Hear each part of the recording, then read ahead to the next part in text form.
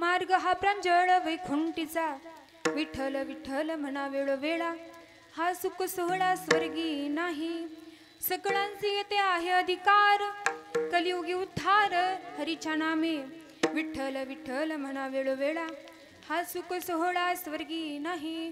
तुका म्हणे नामापाशी चारी मुक्ती, ऐसे बहुता ग्रंथी बोलिले, विठ्ठल विठ्ठल म्हणा वेळोवेळा, हा सुख सोहळा स्वर्गी नाही. विठ्ठल विठ्ठल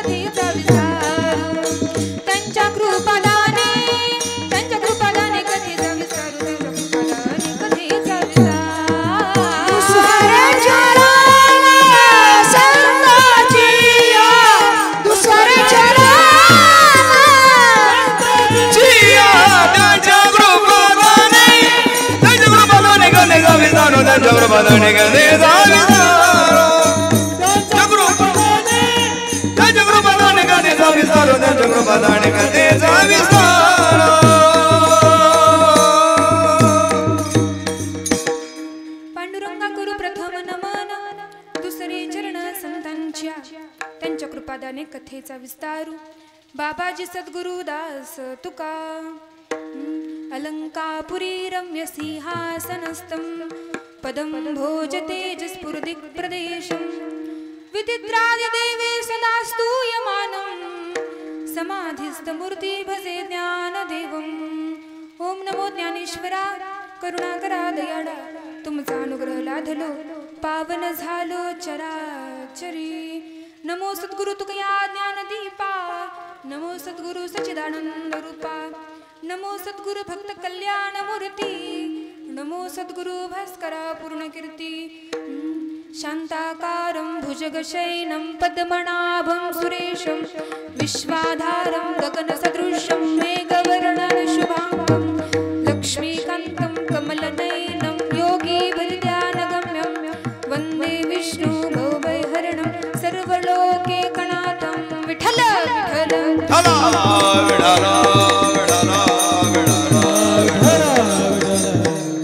लागून या पाया विनवितो तुम्हाला, करे टाळी बोला मुखी नाम, विठ्ठल विठ्ठल म्हणा वेळोवेळा, हा सुख सोहळा स्वर्गी नाही. प्रस्तुत प्राप्त प्रसंगी कीर्तन रूपी सेवेकरिता घेतलेला अभंग, देहूचे साधुसंत श्रेष्ठ सुप्रसिद्ध जगतवंदनीय जगद्गुरु तुकाराम महाराज यांचा 5 चरणाचा उत्कृष्ट असा विनंतीपर अभंग आज आपण सेवेकरिता घेतलेला आहे. प्रस्तुत अभंगातून तुकोबाराय सांगतात, बाबांना तुमच्या पाया पडतो, परंतु हाताने टाळी वाजवा आणि मुखाने नामस्मरण करा. मग कोणत्या देवाचं नामस्मरण करावं, तर विठ्ठल विठ्ठल या मंत्राचा सतत तुम्ही उच्चार करत जावा. कारण विठ्ठल म्हटल्यानंतर जो आनंद भेटतो ना, तो आनंद तुम्हाला स्वर्गामध्ये सुद्धा भेटणार नाही. नंतर महाराजांनी सांगितलं विठ्ठल म्हणजे नेमकं काय. तर कृष्ण विष्णू हरी गोविंद गोपाळ ही सगळी त्याचीच रूप आहेत. आणि वैकुंठाला जाणारा सुंदर असा प्रांजळ असा मार्ग तुकोबरांनी या ठिकाणी सांगितलेला आहे. आणि महाराज म्हणतात नामस्मरण करण्याचा हरिकीर्तन करण्याचा या ठिकाणी प्रत्येकाला अधिकार आहे. कारण कलियुगामध्ये नामस्मरणानं हरिकीर्तनानं आपला उद्धार होणार आहे. आणि नामापाशी चारी मुक्ती आहेत असं खूप साऱ्या ग्रंथामध्ये लिहून ठेवलेलं आहे. त्याच्यामुळं तुम्ही नामस्मरण करा. कोणतं नामस्मरण करा तर विठ्ठल विठ्ठल या मंत्राचा तुम्ही सतत उच्चार करत राहावा. हा झाला अभंगाचा सरळ सरळ अर्थ. विठ्ठल विठ्ठल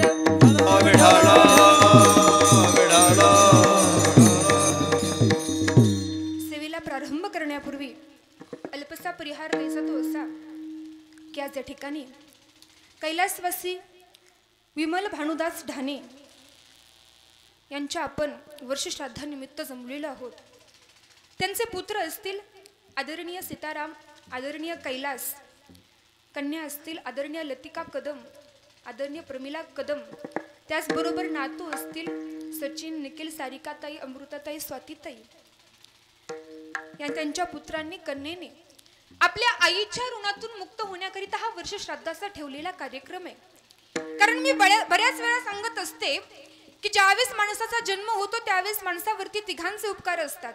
एक म्हणजे देवाचे, दुसरे म्हणजे संतांचे आणि तिसरे म्हणजे आई वडिलांचे.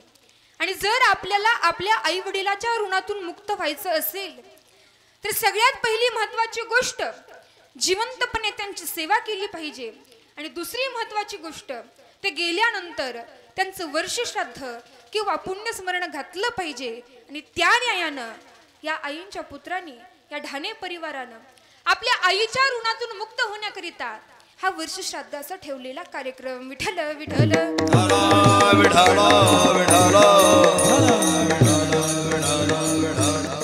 आपण जर पाहिलं तर या जगामध्ये आपल्याला अनेक प्रकारचे लोक पाहायला मिळतात. काहींना परमार्थ कळत नाही आणि लोकांना सांगण्याचा सुद्धा प्रयत्न करत नाहीत. सामान्य जीव. काहींना परमार्थ कळत नाही पण लोकांना सांगण्याचा प्रयत्न करतात. मंद साधक. काहींना परमार्थ कळतो पण कळालेला परमार्थ लोकांना कधीच सांगत नाहीत. ऋषी मुनी. आणि ज्यांना परमार्थही कळाला आणि कळालेला परमार्थ त्यांनी लोकांनाही समजून सांगितला असे जर कोण असतील तर ते आहेत संत, वैष्णव, महात्मे, साधक. विठ्ठल विठ्ठल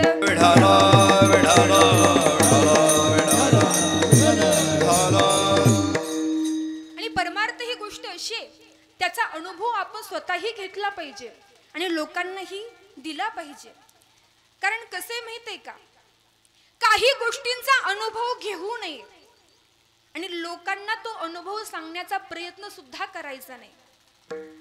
उदाहरण सांगू, विष आपल्या प्रत्येकाला माहित आहे. विष कसं लागतं याचा अनुभव घ्यायचा नाही. आणि जर विष घेतलंच तर ते विष कसं लागलं हे सुद्धा लोकांना सांगण्याचा प्रयत्न करायचा नाही.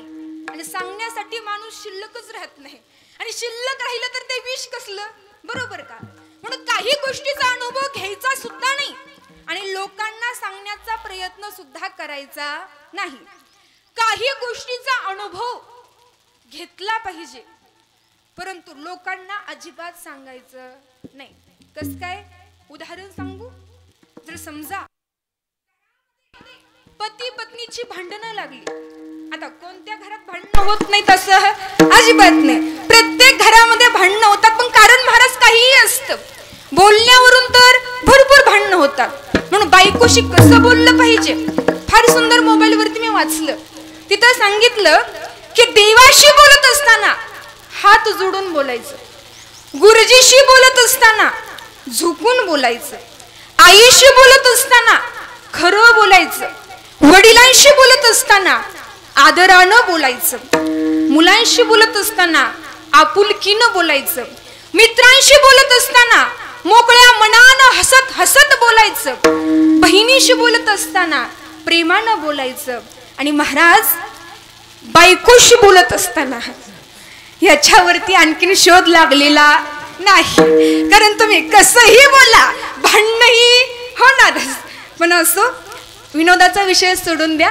घरामध्ये जर समजा पती पत्नीची भांडणं लागली आणि असं कधी होऊ नये, पण चुकून पत्नीनं पतीला जोड्यानं मारलं, महाराज हा अनुभव घ्यावा लागतो. पण लोकांमध्ये सांगून जमतो का, माझ्या बायकोने मला जोड्यानं मारलं? म्हणजे काही गोष्टींचा अनुभव घ्यायचा, पण लोकांना सांगण्याचा अजिबात प्रयत्न करायचा नाही. काही गोष्टींचा अनुभव घ्यायचा नाही, पण लोकांना सांगायचं. कस काय? दवाखान्यामध्ये गेल्यानंतर, डॉक्टरांपाशी गेल्यानंतर तुम्हाला डॉक्टर चेक करतात, इंजेक्शन देतात आणि नंतर सांगतात की तुम्ही ह्या गोळ्या घ्या. असं सांगण्यासाठी त्यांच्याकडे एक प्रिस्क्रिप्शन असतं, पांढरा कागद, त्याच्यावरती ते डॉक्टर सगळ्या गोळ्या लिहून देतात. म्हणजे जर समजा ताप आला असेल तर आधी बघतात कुणाचा ताप आलाय. पण खरोखरच अंगामध्ये ताप आला असेल तर पॅरासिटामॉल, डायक्लोफिनॅक कंटेंट असलेल्या गोळ्या देतात. जर समजा डोकं दुखत असेल, महाराज मी बऱ्याच वेळा सांगते की माणसाचं डोकं हे दुखलं पाहिजे, कारण त्याच्यामुळं कळतं की आपल्याला डोकं आहे. त्याच्यामुळं डोकं दुखलं पाहिजे. जर डोकं दुखत असेल तर ॲस्पिरिन डिस्पिरिन लिहून देतात. जर सर्दी झाली असेल तर सिट्राझिन लिहून देतात. जर समजा पोटात दुखत असेल, इकडे लक्ष द्या, डॉक्टर आधी बघतात शेजारच्यानं बंगला बांधला म्हणून पोटात दुखते का, शेजारच्यानं गाडी घेतली म्हणून पोटात दुखते का, नाही बाबा खरोखर याच्या पोटात जळजळ होतीये, असं असेल तर सायक्लोपाम लिहून देतात. त्या गोळ्या डॉक्टर त्या प्रिस्क्रिप्शन वरती लिहून देतात. माझा पुढचा प्रश्न तुम्हाला असा आहे, सगळ्यांनी इकडे लक्ष द्या बरं का, डॉक्टरने त्या प्रिस्क्रिप्शन वरती ज्या गोळ्या लिहून दिलेल्या आहेत त्या सगळ्याच गोळ्या डॉक्टरने खाऊन बघितलेत का? नाही बघितल्या. बरं, ते तुम्ही कागद घेतला, मेडिकल वाल्यापाशी गेल्या, त्या फार्मासिस्टने सगळ्या गोळ्या तुम्हाला त्या पुडीमध्ये बांधून दिल्या, सकाळ एक, संध्याकाळी एक, दुपारी एक. मग त्या गोळ्या देणारा तो फार्मासिस्ट, मेडिकल वाला, त्यानं सगळ्या गोळ्या खाऊन बघितलेत का? कोणती गोळी कशी चवीला आहे, कोणती गोळी खाल्ल्यानंतर काय साईड इफेक्ट होतोय, हे सगळं त्यानं खाऊन बघितलेलं नाही. पण लोकांना सांगण्याचा प्रयत्न आहे ना.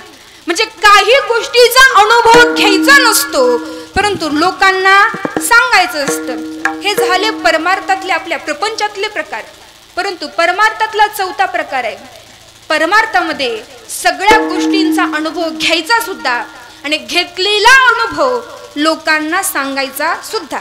त्याच्यामध्ये कोणता अनुभव? नामस्मरणाचा अनुभव असू द्या किंवा देवाचा एखादा अनुभव असू द्या. कारण महाराज म्हणतात, अनुभव आले या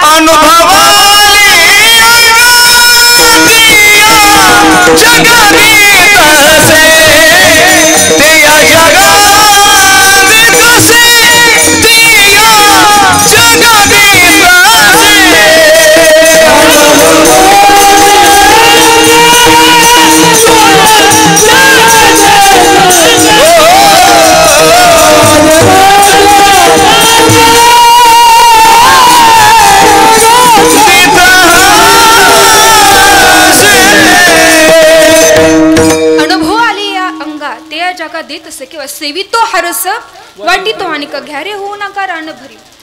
म्हणून काही गोष्टींचा अनुभव घेतलाही पाहिजे आणि लोकांना तो अनुभव सांगण्याचा प्रयत्न सुद्धा केला पाहिजे. तुकोबाराय म्हणतात, हा परमार्थामधला अनुभव आहे ना, तो आम्ही घेतला सुद्धा आणि तुम्हाला सांगतोय सुद्धा. या परमार्थामध्ये फार सुख आहे, त्याच्यामुळं बाबांनो तुमच्या पाया पडतो, पण हाताने टाळी वाजवा आणि मुखाने नामस्मरण करा. कारण कसं आहे माहितीये का, सांगण्याच्या अनेक पद्धती आहेत. एखादं जर समजा लहानसं पोरग असेल, शाळेत जात होतं आणि गुरुजींचा 10 दिवसांनी फोन आला, तुमचं पोरग 10 दिवस झालं शाळेमध्ये येत नाही. वडील म्हटले, रोज तर बॅग भरते, शाळेत जाते, आणि गुरुजी म्हणतात पोरग शाळेत येत नाही. म्हणून एके दिवशी वडिलांनी पोराचा पाठलाग केला, तर पोरग मित्राच्या घरी जात होतं आणि मोबाईल वरती त्यांचा 5-6 पोरांचा एक ग्रुप होता, ते पबजी खेळत बसायचं. वडिलांनी पाहिलं आणि वडिलांनी सांगितलं, अरे बाळा कशाला उगाच माझी मान खाली घालायला लावतोस? शाळेत जात जा, शिक्षण घे, मोठा हो. कशाला उगाच पबजी खेळत बसतो? त्या ठिकाणी वडिलांनी काय केला? उपदेश केला. पोरग होय म्हटलं. दुसऱ्या दिवशीपासून पुन्हा शाळेत जायला लागलं. पुन्हा 10 दिवसांनी गुरुजीचा फोन आला, तुमचं पोरग काही शाळेत येत नाही. वडिलांना समजलं आता सुद्धा मित्राच्या घरीच पबजी खेळायला गेलं असेल. पण त्या पोराला माहित होतं माझे वडील मला शोधायला आता या मित्राच्या घरी येणार. पण पोरं फार हुशार. त्या पोरानं घर बदललं, दुसऱ्या मित्राच्या घरी जाऊन खेळायला लागले. पण तिथं सुद्धा वडील गेले आणि वडिलांनी पोराला पबजी खेळताना पाहिलं. गोडीत सांगून पोरग ऐकत नव्हतं, उपदेश करून पोरग ऐकत नव्हतं. म्हणून त्या पोराला वडिलांनी मारलं आणि सांगितलं, तुला एकदा सांगितलेलं कळत नाही का? पबजी खेळत जाऊ नको, चांगली नसते, शाळेमध्ये जात जा. पुन्हा 10 दिवस निघून गेले. पण कुत्र्याचं शेपूट वाकडं ते वाकडच. महाराज ते पोरग शाळेतच जाईना. मग वडील शेवटी गेले, तुला उपदेश करून समजत नाही, तुला मारलं तरी समजत नाही, बाबा तुझ्या आता मी पाया पडतो, पण शाळेमध्ये जा. आता हा दृष्टांत मी का सांगितलं बघा बर का. त्याच पद्धतीने तुकोबराईंनी पहिल्यांदा थोड्याशा प्रेमानं सांगण्याचा प्रयत्न केला. सांगितो तुम्हासी भजारे विठ्ठला, नाही तरी गेला जन्म वाया. पण महाराज तरीही लोक ऐकायला तयार नाही. तो महाराजांनी कडक भाषा वापरली. अरे किती सांगू तरी नाही कधी पटकीचे आणि पुढे हे शिंगाळीचे रडतील. पण तरीही लोक ऐकायला तयार नाही. मग तुकोबाईने डायरेक्ट ऑपरेशन करून टाकलं. तू का म्हणे लासू फासू देऊ डाव आणि सुखाचा उपाय पुढे आहे. महाराज म्हणतात, बाबांनो तुमच्या पाया पडतो, पण हाताने टाळी वाजवा आणि मुखाने नामस्मरण करा. अभंगाच्या प्रथम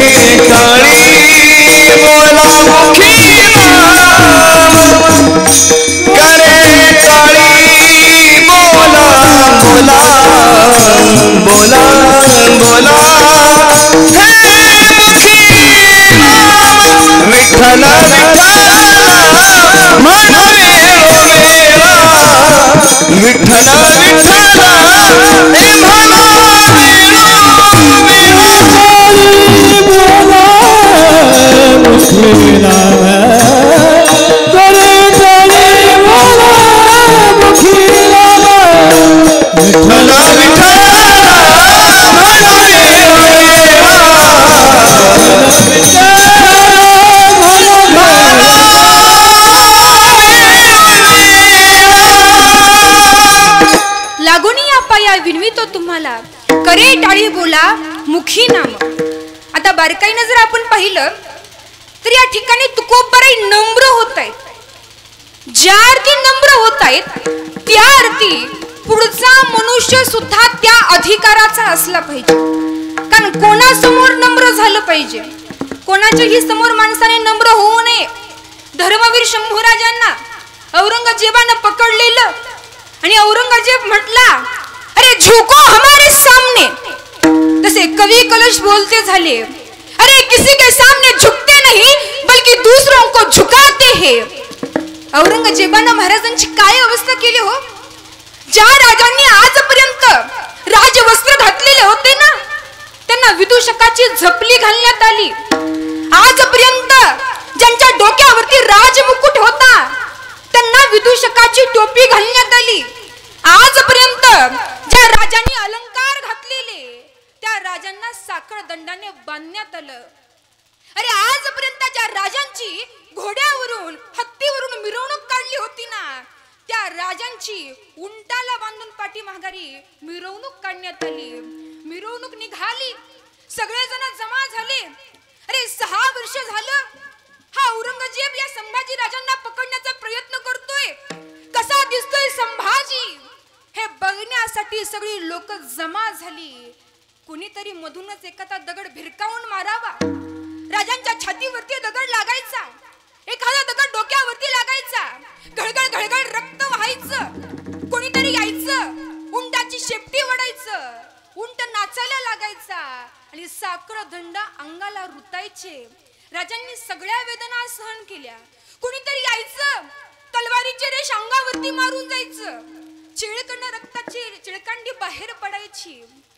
आणि अशा अवस्थेमध्ये सिंदूर लावलेला हनुमंतराय कसा असतो ना, तशी राजांची अवस्था झालती.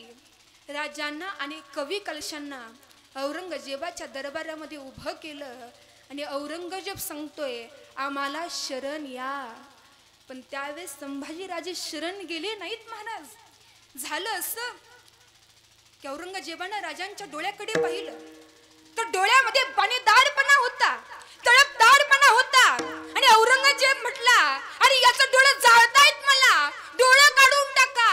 आणि त्यावेळेस राजांना कळलं आता डोळे जाणार. अरे या डोळ्यांनी आजपर्यंत बघितलं होतं या स्वराज्याचं स्वप्न, याच डोळ्यांनी आजपर्यंत घेतलं होतं गडकिल्ल्यांचं दर्शन, याच डोळ्यांनी आजपर्यंत पाहिलं होतं मासाहेबांचं चरण. हे डोळे जाणार. कळून चुकलं. लाल बुंद सळया तापवण्यात आल्या, राजांच्या डोळ्यामध्ये घालण्यात आल्या. आता महाराज जर्र अशा वेदना झाल्या. राजांनी सगळं काही सहन केलं. पुन्हा औरंगजेब म्हटला अरे काट तो जबान उसकी. मग ती औरंगजेबाची माणसं त्या ठिकाणी आली. काही जण डोकं दाबायला लागली, काही जण आकाळ दाबायला लागली. यांना माहित नव्हतं वाघाच्या जबड्यामध्ये हात घालून वाघाचे दात मोजणारी मरहट्ट्याची जात आहे आणि त्या जबडा उघडणं इतकी सोपी गोष्ट नाहीये.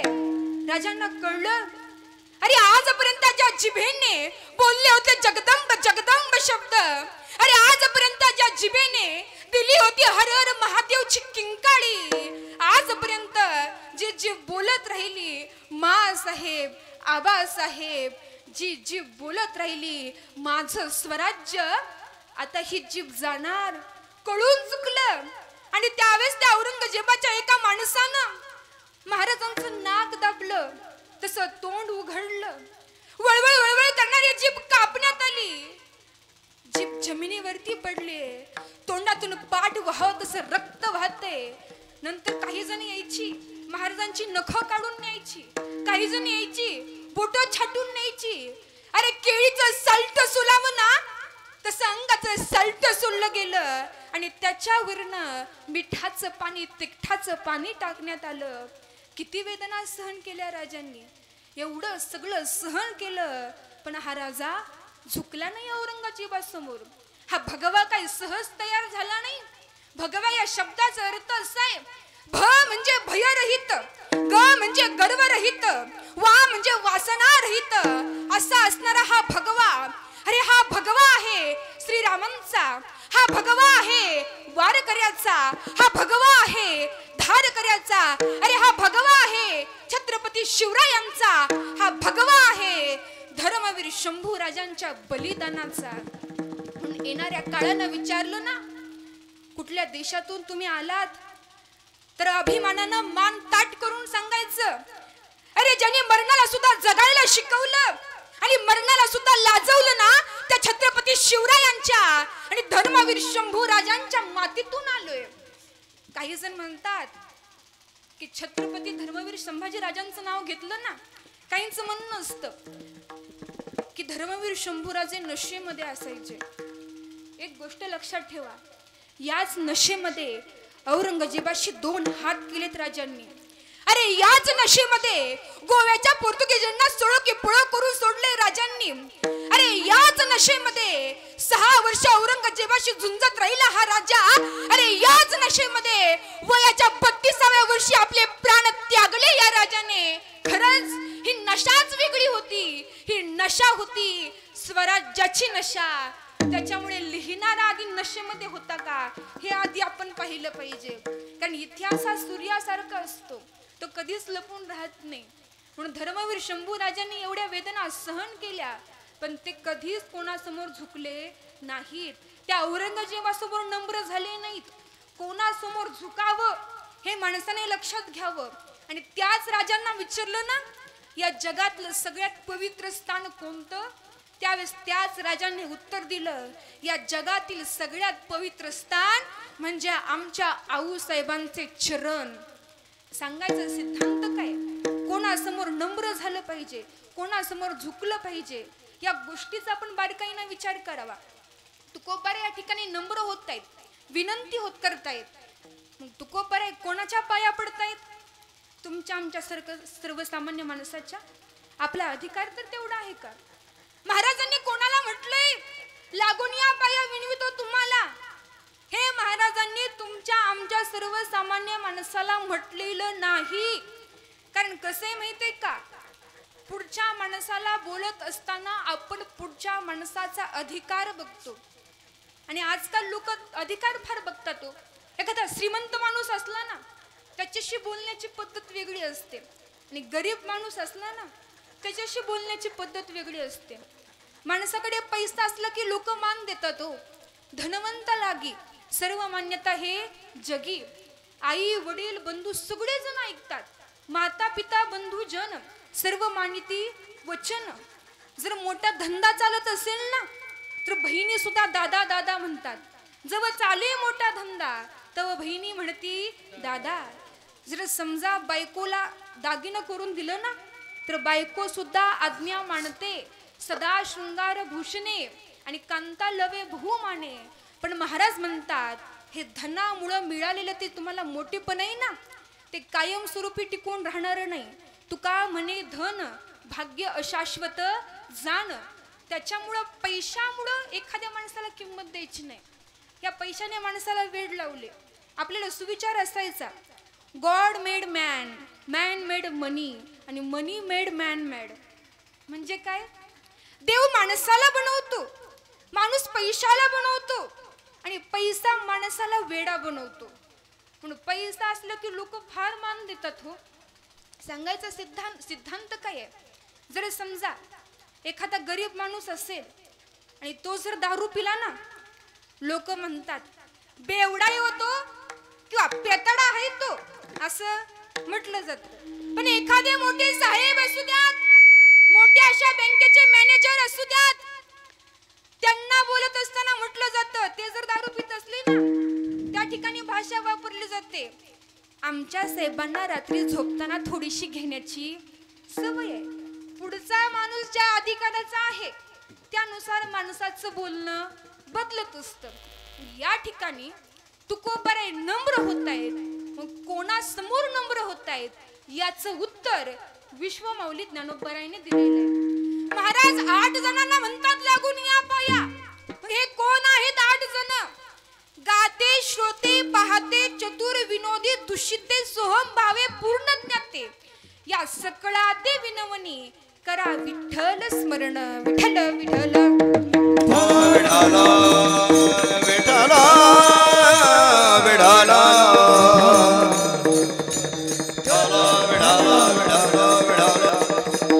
सगळ्यात पहिल्यांदा आधी बरोबरचा अर्थ पाहू. कीर्तनाला येणारे सुद्धा महाराज 8 प्रकारची लोक. सगळ्यात पहिल्यांदा गाते, म्हणजे कीर्तनकार कसा गायन करतोय हे बघण्यासाठी काही जण येतात. दुसरा प्रकार श्रोते, कीर्तनकार कसा बोलतोय हे पाहण्यासाठी काही जण येतात.